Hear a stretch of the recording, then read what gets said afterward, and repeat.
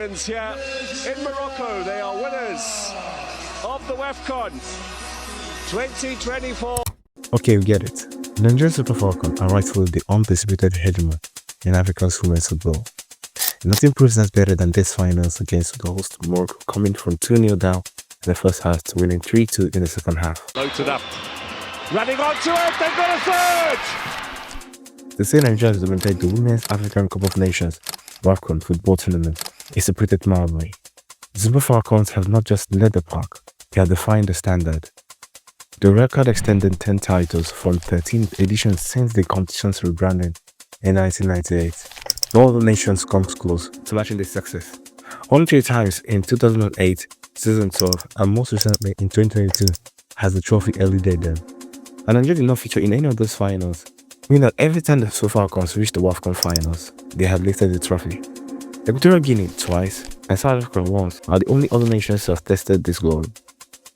Some Nigerians may say that the Super Falcons have won 11 continental titles, including the 3 1998 qualifiers for the FIFA Women's World Cup, which CAF did not officially count as WAFCON tournaments. Their dominance isn't limited to Africa. Since the inaugural FIFA Women's World Cup in 1991, Nigeria is one of just 8 countries worldwide to have qualified for every edition, an emphatic endorsement of their consistency on the global stage. Individually, Nigeria stars have swept the honors. 13 of the 20 African Women Player of the Year awards handed out since 2001 have gone to Nigerian players. That's not just continental dominance, it's a near total eclipse. Asisat Oshoala has 6 of this crown, the most CAF Player of the Year awards by any player, male or female.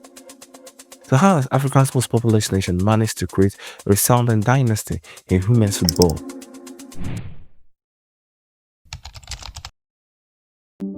As with many things in life, early investments can often lead to success. That's the story with Nigeria's women's football. In the mid-1960s, while much of the rest of the continent was engrossed in the fight for independence, a group of football enthusiasts in Nigeria's biggest city, Lagos, were involved in their own kind of liberation fight. They formed the Women's Amateur Football Association, WAFA, which organized mini leagues involving female sales stars from the department stores across the city. This laid early foundations for the women's game. True momentum, however, didn't arrive until 1978, when UK-trained accountant Christopher Kintunde Abisuga returned home and formed the Sugar Babes FC, the country's first semi-professional women's football club. His efforts helped spread interest nationwide. But 1989 marked the true turning point when the Nigerian Football Association formally recognized women's football and authorized state bodies to register female clubs. Abisuga, then leading Nigeria's Football Proprietors Association, followed by organizing the second All-Lagos Female Football Championship. It was a game-changing moment that launched the women's game to mainstream and laid the foundation for Nigeria's future dominance on the continent. Unlike many African countries where women's football was an afterthought, Nigeria made it official in 1989. The Nigerian Football Association, now Nigeria Football Federation, NFF, authorized state bodies to register female clubs.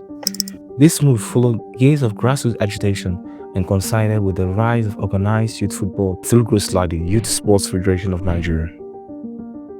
What provided the impetus and extreme motivation for the NFF to act at the time was the need to raise a team to participate in the inaugural FIFA Women's World Cup of 1991.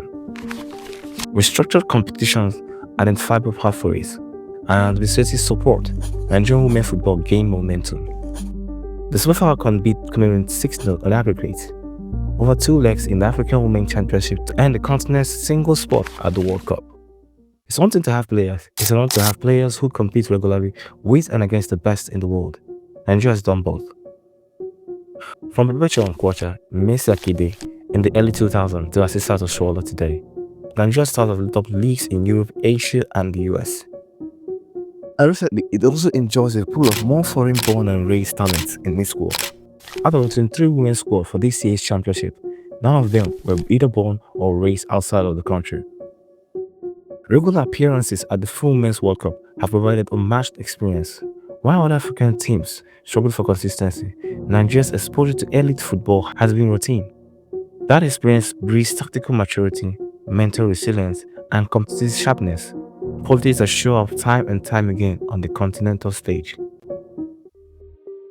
Nigeria's early success in women's football has fostered visibility, pride, and generational aspiration. Young Nigerian girls across the country have been inspired by the trailblazers who came before them, and that influence is clear in the country's dominance at the youth level. The under-17 women's team is the most consistent on the continent. They fight for all but one edition of the FIFA Under-17 Women's World Cup since its inception in 2008. They've been one of the only African nations alongside Ghana to have medaled at the tournament, clinching bronze in India in 2022. At under-20 level, Nigeria's record is just as impressive. The Falconets have qualified for every World Cup at the age group, reaching the finals twice. Or beyond the silverware, these two teams have become vital pipelines for the senior sides. Super Falcons stars like Asisat Oshoala and Akide first made their mark here, proved that the production line is one of the country's recipe for success. This heritage has helped raise the bar and standard that takes victory or nothing, thus putting each nation under pressure to maintain the standard and possibly exceed it. Despite the recent improvement witnessed across the continent, with South Africa being former champions, Ghana's recent resurgence, and Morocco's recent momentum and funding, Nigeria's dynamic evolution and adaptation to trends in the game while maintaining its class confirms it as the standard. As Asisat Oshoala puts it to the BBC Sports, everyone wants this title back. The rest of the continent may be catching up, but the Falcons are still the team to beat.